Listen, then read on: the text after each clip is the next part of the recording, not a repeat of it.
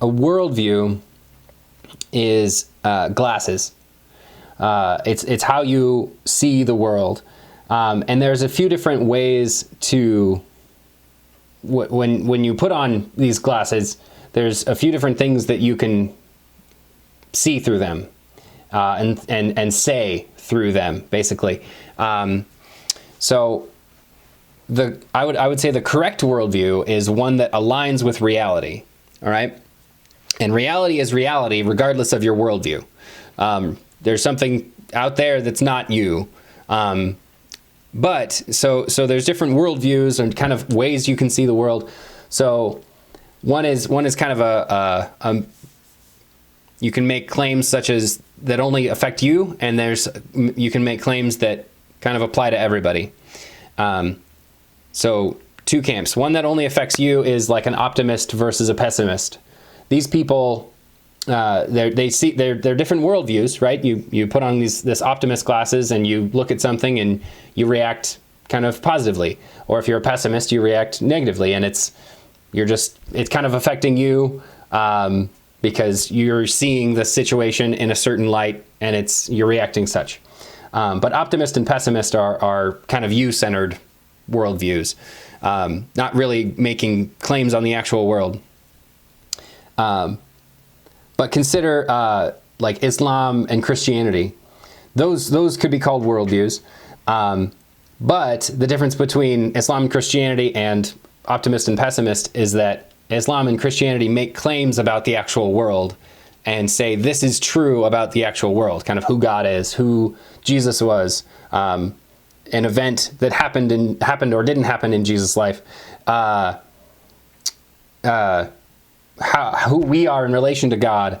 And so when you say that Christianity is a worldview, I would say that Christianity sees the world as it actually is.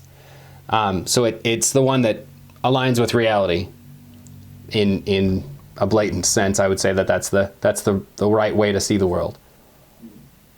Well, an atheistic worldview would be similar to, would be making claim on this side, right? It would make claims about the world that apply to everybody. It's not like a subjective claim like a pessimist or optimist where they say things about themselves, how they feel, how they react.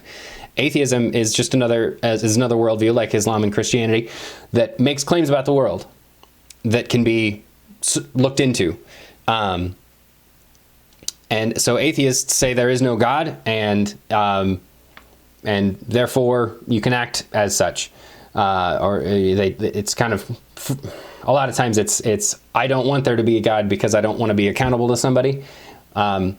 Or since there's no God, you can act how you want, as long as it's nice to other people, no matter what nice means. But so that's an atheistic worldview, and the implications of this is a lack of meaning and purpose, and ultimately depression. I hate to say it, but that's kind of if you take that worldview, that's where you'll end up. There are lots of prominent atheists that have statements like Richard Dawkins, probably the most famous atheist right now. He says there is at bottom no meaning, no purpose, no evil, no good, nothing but pointless indifference. And he's thinking about his worldview. He's like a famous atheist, and so this is what he does. And the implications of this is that there's no meaning, no purpose, and no evil, no good. So nothing can be evil, nothing can be good. It's all indifference, is what he says. Pointless indifference, pitiless indifference. Because at the end of it all, everyone and everything ends in death. And death is apparently the end in your atheistic worldview. So there's no reason to choose a kind and generous and thoughtful life over a selfish, evil and violent one, right?